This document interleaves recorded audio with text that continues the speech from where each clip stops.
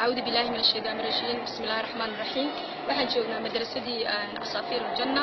imika ka soo baxnay ubadka waxa bilowgii ugu nimid 24 bay balan tahay 24 bay noqdeen maanta waxa hayeen 26 iyo 13 marka la isku geeyo waa 7 ubadka way bateen 7 ubada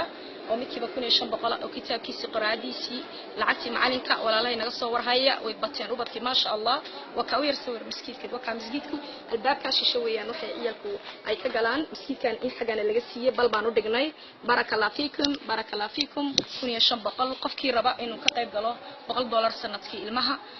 kutubkiisi waa kaas dharkii ciida waxaan haynaa imika 7 u badan haynaa